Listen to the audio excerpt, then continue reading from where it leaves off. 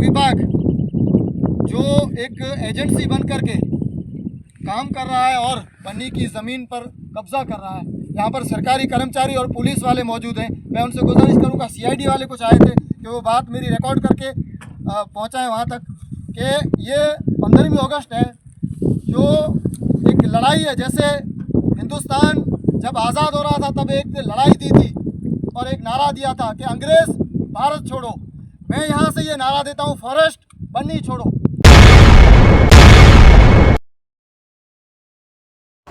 આ હતા યાકુબભાઈ મુતવા. યાકુબભાઈ મુતવા કચ્છના બન્ની વિસ્તારમાં રહે છે અને લડાયક નવયુવાન નેતા છે.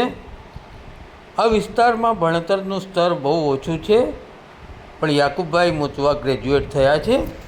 કચ્છના બન્ની વિસ્તારમાં પડતી માલધારીઓને મુશ્કેલીઓ અને કેન્દ્ર સરકાર જે હમણાં ચિત્તા પ્રોજેક્ટ લાવી રહ્યો છે એનાથી માલધારીઓની શું હાલત થશે એની કલ્પના પણ આપણે ના કરી શકીએ. ચિત્તા પ્રોજેક્ટ બન્ની વિસ્તારથી અલગ કોઈ બીજા વિસ્તારમાં કરો અને માલધારી સમાજને જે તકલીફો પડી રહી છે એનું તાત્કાલિક નિવારણ કરો. આજે 15મી ઓગસ્ટે ધ્વજ લહેરાયા પછી યાકુબભાઈ મુતવાએ જે પ્રવચન કર્યું એ લડાયક નેતા જ કરી શકે એ ટાઈપ પ્રવચન હતું.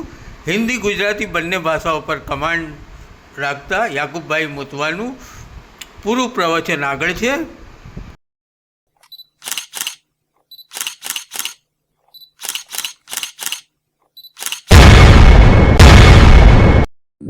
लंबी चौड़ी गुफ्तगू हो गई है।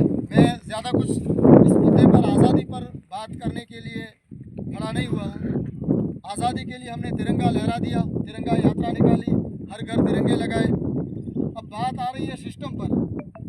हम जिस जगह पर खड़े हैं, यहाँ से लेकर के कीरा डूंगर तक फॉरेस्ट विभाग जो एक एजेंसी बन करके 5 મહિનાનું સમય છે. અને બીજી વાત, ફોરેસ્ટના એક અધિકારી છે પરિમલ પટેલ, જે કોર્ટમાં એક સોગંદનામું આપ્યો છે. હમણાં હારૂનભાઈએ એક ઇતિહાસ બતાડ્યો કે આ દોરમાં અમારું યુદ્ધ રહ્યો હતો, પણ એ અધિકારી કહે છે કે 400 વર્ષ પહેલાં અહીંયાથી કોઈ પબ્લિક અહીંયા રહેતી હતી. આ વાતને હું નથી સ્વીકારતો. હું અહીંયાથી આ કહું છું, પરિમલ પટેલનું આ સોગંદનામું જે કોર્ટમાં આપ્યો છે એ હું નહીં સ્વીકારતો, એ ખોટું છે. એ હું ફાડી અને આ બારે મૂકું છું અને કહું છું, એસે દસ્તુર કો સુબહ બેનૂર કો મેં નહીં માનતા.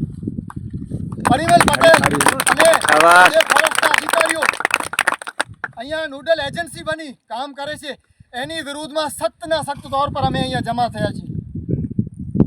ફોરેસ્ટની મનસા એ છે કે ધીમે ધીમે કરી અને બન્નીની જમીન ઉપર કબજો કરવાનો. વાત અહીંયા કરે છે કે ચિત્તા પ્રોજેક્ટ જે અહીંયા બને છે આ સ્થાનિક માણસોને ચિત્તા નુકસાન નહીં કરશે. મેં ત્યાં કલેક્ટરને કીધું તો પછી ફરી અહીંયા કહું છું, નુકસાનની વાત નથી, ચિત્તા નુકસાન ન કરે એ બીજા નંબરની વાત છે. વાત જમીનની છે. અહીંયાથી કરીને 1300 હેક્ટર ઉપર જમીન કબજો કરશો તો માલધારીઓ ક્યાં જશે? અને ચિત્તા પ્રોજેક્ટમાં માલધારીઓ જે માલધારી વિસ્તાર છે એમાં ચિત્તા પ્રોજેક્ટની જરૂર શું છે?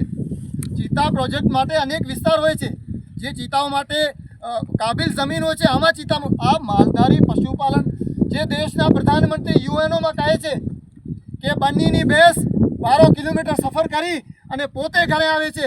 આ બન્નીની 12 કિલોમીટર સફર કરવા માટે જમીન તો હોવી જોઈએ. આ પ્રધાનમંત્રીની વાત આ ફોરેસ્ટ વિભાગ ખોટી સાબિત કરી રહ્યું છે. અહીંયા 1300 હેક્ટર જમીન ઉપર અગર કબજો કરશે તો બન્નીના માલધારીઓ ક્યાં જશે? બીજી વાત, અહીંયા વર્ષોથી જે વાત કહે છે, વર્ષોથી અહીંયા માલધારીઓ રહે છે, બન્નીના નાગરિકો રહે છે, એને જમીનનું હક નહીં. આફ્રિકાના વિદેશના ચિત્તાઓ માટે અહીંયા 1300 હેક્ટર જમીન આપવામાં આવી. આ બન્નીના નાગરિકોને, ત્યાંના સ્થાનિક લોકોને, આગેવાનોને હકીકતમાં ડૂબી મરવા જેવું મકામ છે. પહેલાં તમે સ્થાનિકનું હકનું વાત કરો, પછી તમે ચિત્તા પ્રોજેક્ટની જે પણ બનાવવું એ બનાવો, પણ સ્થાનિક માણસોને હક નહીં. સ્થાનિક માણસો માટે એક જમીન નહીં. સ્થાનિક માણસો તળાવમાં પાણી ના આવે, ડૉક્ટરો ના આવે અને અહીંયા બ્રીડિંગ સેન્ટર માટે છાપામાં જાહેરાતો કરવામાં આવે કે આટલા ડૉક્ટરોની જરૂર છે, આટલો ટેન્ડર જરૂર છે. હકીકતમાં વિસ્તારના લોકોની કમનસીબી છે.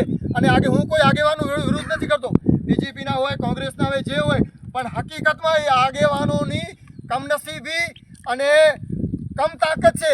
અથવા એની તાકાત નથી કે અહીંયા આવી કામ કરી જાય. ફોરેસ્ટ વિભાગની તાકાતથી કોઈ કબજો નથી. આ સોગંદનામામાં પરિમલ પટેલે કીધું છે કે અમારા પાસે કબજો નથી. કબજો નથી તો શું કામ આવ્યો છો? તમારા બાપની જાગીર છે અહીંયા, શું કામ આવ્યો છો અહીંયા નોડલ એજન્સી બની? મારી અહીંયાથી આ પ્રોગ્રામ કરવાનું મકસદ છે આ વિસ્તારના બન્નીના એક એક નાગરિક સુધી પહોંચાડવાનું છે. અત્યારે તાદાદ ઓછી છે પણ આપણે જાગૃત કરવાની છે. શરૂઆતમાં અમે પ્રોગ્રામ કર્યો હતો ત્યારે માત્ર 5-7 લોકો જ હતા. પહેલો પ્રોગ્રામ કર્યો હતો તેમાં 5-7 હતા. બીજો પ્રોગ્રામ કર્યો તેમાં 25-30 થયા છે. અત્યારે પ્રોગ્રામ 50-60 લોકો છે. લોકો ઘણા છે. ઇન્કલાબી અને ક્રાંતિકારી કોઈ પણ કદમ ઉઠાવવાનું હોય, ઓછી તાદાદ હોય, કોઈ દોરમાં ક્રાંતિકારી કોઈ પણ યોજના હોય કે ક્રાંતિકારી કદમ હોય, એના માટે એક બંધ યાત્રા નીકળતી નથી. એ માટે મહેનત કરવી પડે છે, જદ્દોજહેદ કરવી પડે છે, કોશિશ કરવી પડે છે. હું વિનંતી કરીશ આ વિસ્તારના યુવાનો જે અહીંયા આવ્યા છે, બુઝુર્ગો જે આવ્યા છે, એ વિસ્તારમાં લોકોની મહેનત એક જ વાત. બીજી આપણે કોઈ લંબી ચોડી બહેસ નથી કરવી.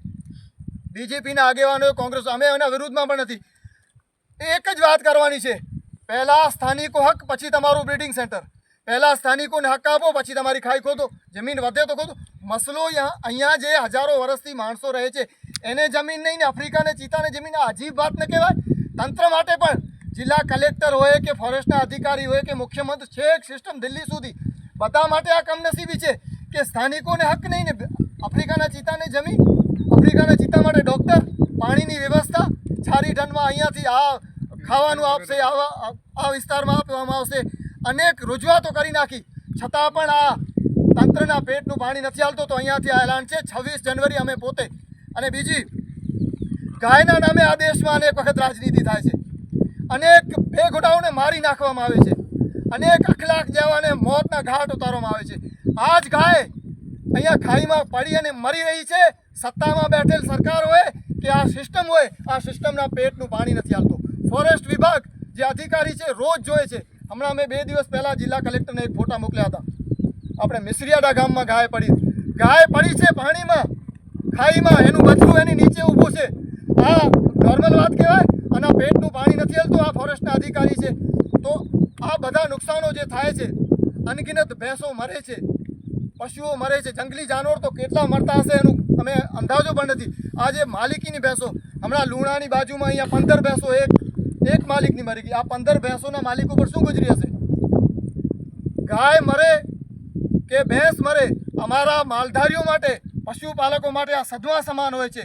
આ સદમું સહન કરવાની તાકાત કોઈ પાસે પણ નથી. પણ આગેવાનોએ એટલી છૂટ આપી છે આ ફોરેસ્ટ વિભાગને કે ફોરેસ્ટ